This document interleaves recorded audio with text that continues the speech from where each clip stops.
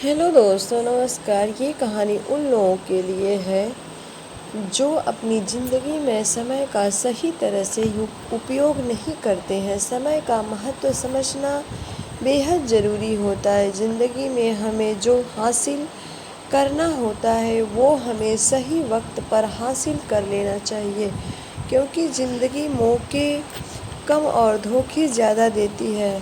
समय हाथ से निकलने के बाद केवल हमारे पास पछतावा ही रहता है। जब हम उस गुजरे समय पर पछताते हैं, तभी भी हमारा समय ही गुजर रहा होता है। एक दिन स्वामी विवेकानंद नदी के किनारे बोट का इंतजार कर रहे थे। तब वहाँ पर उनके पास एक साधु आकर बैठ गए। साधु ने स्वामी विवेकानंद से पूछा कि आप यहाँ पर क्यों बैठे हो? स्वामी विवेकानंद ने कहा कि मैं यहाँ पर बोट का इंतजार कर रहा हूँ। साधु ने पूछा, आपका नाम क्या है? विवेकानंद ने कहा कि मैं विवेकानंद हूँ। साधु चौंक गए और कहने लगे कि आप सच में वो महान स्वामी विवेकानंद हैं? वो ही हैं? विवेकानंद ने कहा कि हाँ, मैं ही स्वामी विवेकानंद हूँ। साधु ने विवेकानंद के से कहा कि तो फिर आप क्यों यहाँ पर बैठे हो? और इतना कहते ही साधु पानी पर चलने लगे। साधु ने पानी पर चलते हुए स्वामी विवेकानंद से कहा कि देखो, मैं पानी पर चल सकता हूँ, क्या आप नहीं चल सकते हो? स्वामी विवेकानंद ने उसका उत्तर नहीं दिया।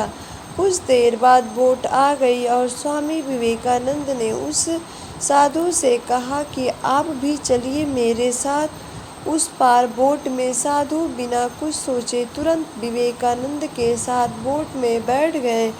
स्वामी विवेकानंद ने उस पार पहुँचते ही बोट का भाड़ा दिया, सिर्फ 1 रुपये। विवेकानंद ने बड़े ही विनम्र से साधु से पूछा कि आपने ये अद्भुत विद्या प्राप्त करने में कितना समय गुजार लिया? साधु ने कहा कि मैंने ये विद्या प्राप्त करने में 15 साल व्यतीत किए, तब जाके मुझे ये विद्या प्राप्त हुई। स्वामी विवेकानंद ने साधु से कहा कि आपने जो विद्या प्राप्त की है, उस विद्या के लिए केवल 50 पैसे देकर आप इस पार से उस पार जा सकते हो। यानी केवल 50 पैसे के लिए आपने अपने 15 साल बिगाड़ दिए। स्वामी विवेकानंद का कहने का तात्पर्य सिर्फ यही था कि हमें समय का सदुपयोग करना चाहिए। हमें इस तरह बेकार के कामों में अपना समय नहीं बिगाड़ना चाहिए। किसी ने क्या खूब कहा है, वक्त कहता है मैं फिर ना आऊँगा, क्या पता मैं तुझे हंसाऊँगा या फिर रुलाऊँगा। जीना है तो इस पल जी ले, क्योंकि मैं इस पल को अगले पल तक न रोक पाऊँगा। अगर आपको हमारी स्टोरी अच्छी लगी हो तो अपने फ्रेंड्स के साथ भी शेयर कीजिए और कमेंट में बताएं कि कैसी लगी आपको ये स्टोरी। जय माता दी दोस्तों।